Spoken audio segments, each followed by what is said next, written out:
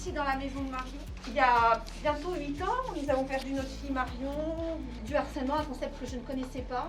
Et face à ça, avec mon mari, notre famille et David Père, que je salue ici, notre avocat, on s'est battu pour faire reconnaître le harcèlement qu'avait vécu notre fille, parce qu'il faut remettre dans le contexte. En 2013, le harcèlement n'existait pas et on a longtemps voulu nous faire croire que c'était la faute d'A Pas de Chance. Avec Maître Père, nous avons déposé plainte. Près de 8 ans plus tard, c'est encore en cours.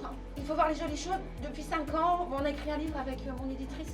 Un livre Marion présent pour toujours qui est aujourd'hui dans le monde entier. En présentant le livre, beaucoup de parents sont venus me voir et les gens me demandaient tellement de choses que je me suis dit comment je peux les aider. Et c'est là qu'est née l'idée de la maison de Marion. Je voulais remercier mon mari parce que quand on perd un enfant, on se rapproche toujours de la maman.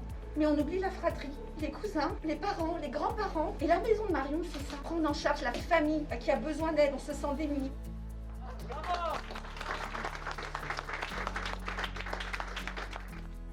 C'est un honneur d'être parmi vous aujourd'hui. C'est aussi avec beaucoup d'émotion évidemment que je suis là. Vous êtes une famille extrêmement engagée. Vous portez vraiment avec conviction à bras-le-corps cette lutte contre le harcèlement. L'éducation nationale a évidemment un rôle fondamental à jouer puisque ça se passe à l'école, souvent dans les cours de récréation. Ce que nous avons à faire aujourd'hui, collectivement, tous ensemble, c'est d'accompagner ces enfants qui ont été meurtris pour faire des adultes de demain qui se respectent, qui respectent autrui et puis qui avancent mieux dans la vie.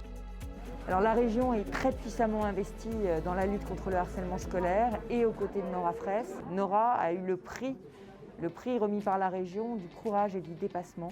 Et je crois que son exemple doit nous inspirer pour lutter contre l'omerta.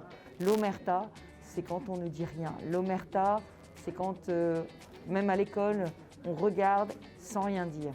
L'omerta, c'est quand on n'a pas été formé pour lutter.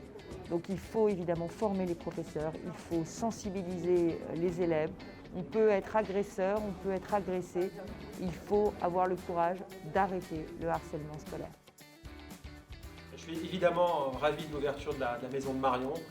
Après 7 ans de combat et 5 ans d'association où David, Nora, l'ensemble des bénévoles ont mis de tout leur cœur pour créer ce lieu unique.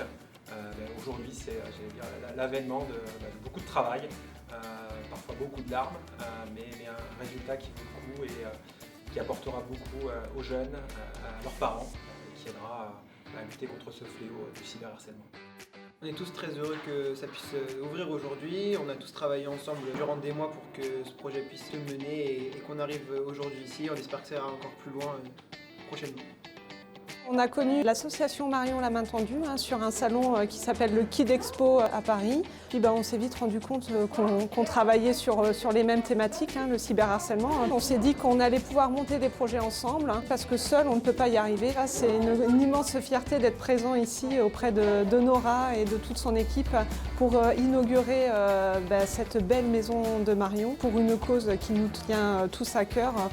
Pour défendre la lutte contre le harcèlement scolaire et le cyberharcèlement scolaire. Quant à moi, je connais Nora depuis une vingtaine d'années, on a travaillé ensemble par le passé et j'ai souhaité la rejoindre dans son combat en tant que bénévole. Aujourd'hui, c'est une grande étape, effectivement, que l'inauguration de cette maison, mais c'est aussi le début d'une longue histoire puisque nous avons des projets de création de futurs sites en France et donc nous allons travailler d'arrache-pied avec des bénévoles qui nous ont rejoints récemment pour développer ces nouveaux sites. Je suis très reconnaissante de faire partie des bénévoles de la Maison de Marion et j'ai commencé cet été. La Maison de Marion était encore en projet, c'était pas forcément défini. On a eu la chance de pouvoir l'ouvrir aujourd'hui et j'espère vraiment qu'on pourra avoir d'autres projets par la suite et d'autres ouvertures de Maison de Marion dans l'ensemble de la France.